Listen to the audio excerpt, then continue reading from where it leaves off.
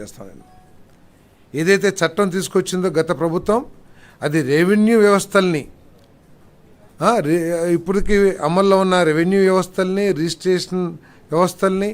అదేవిధంగా land records వ్యవస్థల్ని పూర్తిగా ధ్వంసం చేసే విధంగా ఈ చట్టాన్ని తీసుకొచ్చిందని చెప్పేసి మనకి సవినీయంగా మనం చేస్తాను. అంతేకాకుండా కేవలం హైకోర్టుకి వెళ్ళాలి,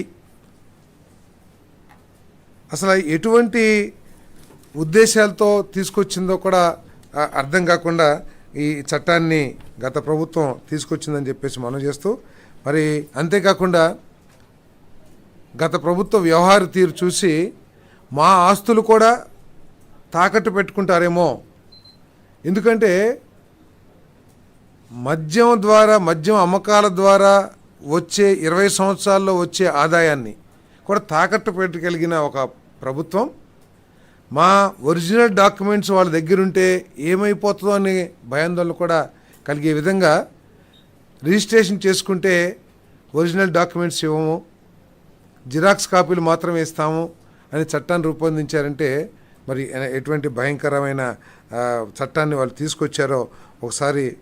ఆలోచించాలని చెప్పేసి మనం చేస్తాను నేను. మరి దాని మూలంగా ఈరోజు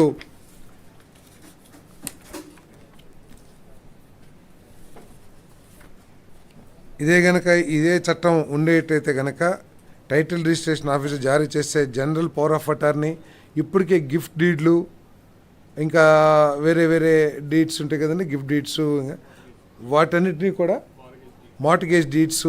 వీటన్నిటిని కూడా మళ్ళీ రిజిస్టర్ చేసుకోవాలని కూడా ఎప్పుడో మనకి తాతలో లేకపోతే ఎవరో గిఫ్ట్ డీడ్లు ఇచ్చుంటారు, వాటన్నిటినీ కూడా మళ్ళీ రిజిస్ట్రేషన్ చేసుకోవాలని చెప్పేసి కూడా ఆ చట్టంలో పొందుపరచడం జరిగిందని చెప్పేసి మనం చేస్తాను. మరి ఆ చట్టం మూలంగా ప్రజల ఆస్తులకి రక్షణ లేదని చెప్పేసి భావించి,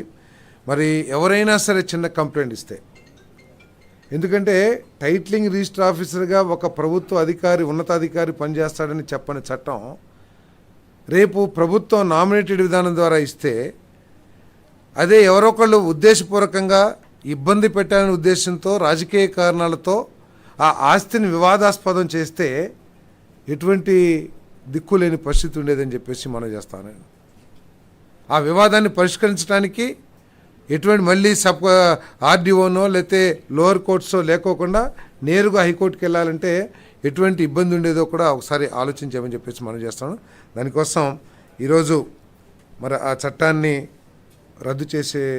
చేసామని చెప్పేసి కూడా మరి చంద్రబాబు నాయుడు గారి ప్రభుత్వం, కూటమి ప్రభుత్వం ఈరోజు చంద్రబాబు నాయుడు గారు, పవన్ కళ్యాణ్ గారు నాయకత్వంలో దీన్ని